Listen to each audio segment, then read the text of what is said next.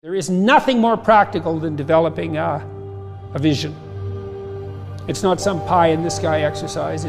Without a vision, you're chaotic and fragmented and hopeless and disappointed, and someone can stop you just by putting up a single obstacle.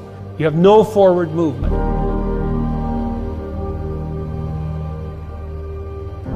Your life is a sequence of disappointments and frustrations and tragedies, and you're a leaf blowing in the wind.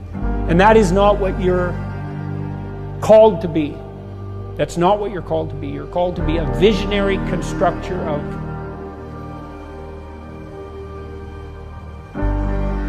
the paradisal vision.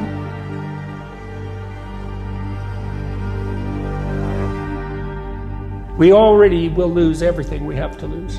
Yeah. Right? We're all in this game, man. So there's, whether you want it to be this way or not, you are betting everything on your life. Did you expect it not to be hard? Did you expect this thing that you're trying to achieve not to be difficult? You know, the amount of discomfort that you need to go through to become someone of note in any field, every other person feels the exact same way. They also feel the hunger, they also feel the fatigue, they also feel the double-digit testosterone level and the lack of motivation and the I've got to keep the business going and I've got to keep the relationship steady and I've got to do the rest of it. Every other person that you're competing with also feels this. So when you feel that, know that this is your opportunity to separate yourself out from the pack, right? It's not a personal curse that's been bestowed on you. This is the selection criteria of why most people can't do it and why most people quit. Beyond that is the thing that's going to make you stand out from the crowd. On the other side of temporary pain, you meet your other self. If you can survive the temporary, you'll meet another version of you. See, we're wired all the way back to the caveman days to avoid pain. That's how our brains are wired. It keeps us alive.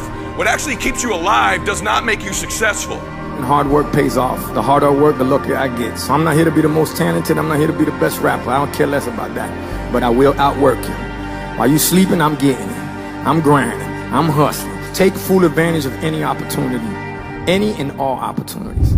So everyone can doubt you. Everyone can say things about what you're trying to do and what you want to do. But until you actually believe that, from what they're saying, you're in the driver's seat. Okay, so if you're watching this right now, I don't care who you are, right? You can literally, there's a guy inside of you or a woman inside of you haven't met yet. Just understand that. Number one, you got to get pissed off to rip that person out. So if somebody's watching this, look, dude, whatever you do, just become undeniably the best at it, but give a shit. Yeah. Like, care. If you'll care, you'll crush everybody. I promise you. I wanted to live my life in a way that when I died, I was proud of myself. I know what pride felt like.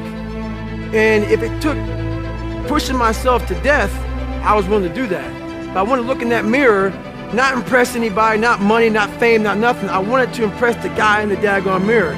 And I worked endlessly and tirelessly to do that. You have to do without on the short run so that you can have in the long run. You have to be willing to be laughed at in the short run. I might not be impressive right now, but I'm working on something. I might not have any money right now, but I'm working on something. I'm reading books at 2 o'clock in the morning because I'm working on something. I'm exercising because I'm working on something. Anytime you're working on something, you got to go through a period of suffering. And if you lose over here, you're going to win over there. And my whole thing is, let's say you're in the hospital bed and you're getting ready to die and somebody walks in the room and you don't know them, they don't know you, and you have one copy of your book and it's sitting right there on the table. And you're taking your last breath and you're talking to this person and you say to them, I want you to read this book. As you're dying, think about this. That book that you just wrote, that woman, man, whatever, reading that book, would it change their life forever? And if it's not changing their life forever, you have to rewrite your book. You have to start rewriting it right now.